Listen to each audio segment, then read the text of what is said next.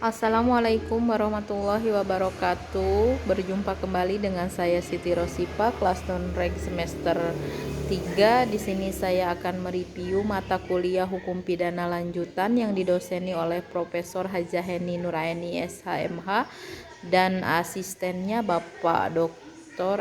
M. Rendi Aridayandi SHMA. Tugas review pertemuan kedua Hukum Pidana Lanjutan bab 1 tentang percobaan part 2 atau poking advent. Alasan MPT mencantumkan unsur ketiga dalam pasal 53 KUHP adalah: 1. Untuk menjamin agar orang yang mengundurkan diri secara sukarela dalam melakukan kejahatan tidak dipidana. 2. Pertimbangan utilitas atau kemanfaatan yang diharapkan dapat menjadi usaha pencegahan preventif. Dengan adanya jaminan tidak dipidana, maka orang yang telah mulai melakukan kejahatan diharapkan akan mengurungkan perbuatannya. Atas dasar alasan MPT tersebut, ada pendapat bahwa dapat dijadikan alasan penghapus pidana yang diformilkan: alasan pemaaf, alasan penghapus penuntutan, percobaan mampu dan tidak mampu. Percobaan tidak mampu muncul apabila perbuatan pelaksana telah dilakukan tetapi delik yang dituju tidak selesai atau akibat yang terlarang menurut undang-undang tidak muncul.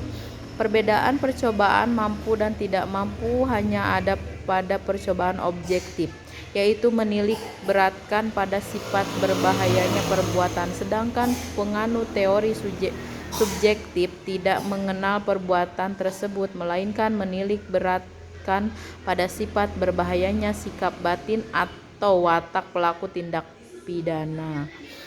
Jadi menurut MPT tidak mungkin ada percobaan pada objeknya yang tidak mampu. Yang ada adalah hanya percobaan yang tidak mampu pada alatnya. MPT membedakan antara percobaan dan tidak mampu karena alatnya dibedakan.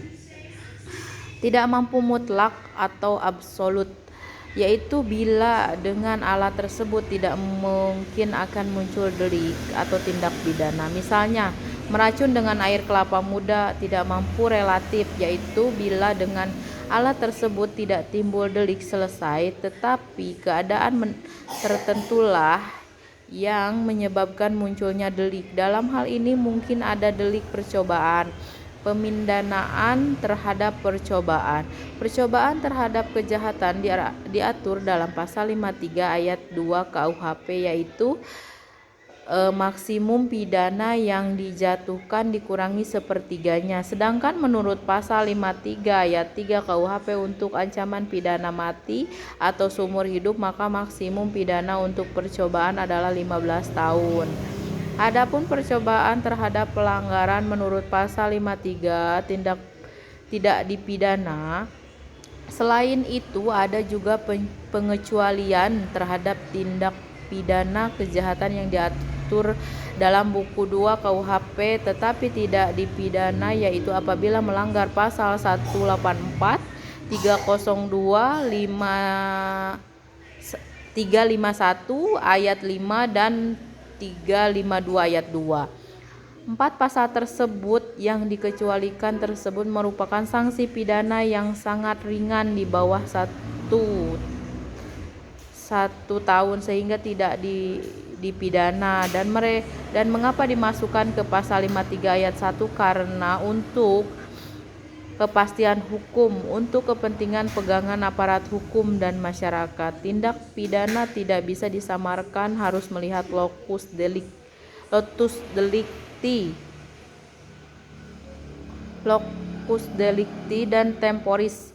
Percobaan di luar KUHP diatur di dalam KUHP seperti dalam Undang-Undang Nomor 7 DRT 1995 tentang tindak pidana ekonomi, Undang-Undang Nomor 3 tahun 2009 tentang narkotika, Undang-Undang Tindak Pidana Korupsi dan lain-lain. Terhadap beberapa tindak pidana di luar KUHP ini diserahkan kepada pengaturan undang-undang tersebut sesuai dengan pasal 103 KUHP, tetapi pada umumnya tidak pidana di luar KUHP khusus tidak berlaku.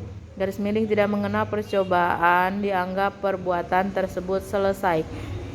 Tindak pidana percobaan tidak berlaku di tindak pidana khusus. Semua perbuatan dianggap selesai. Contoh, orang yang memegang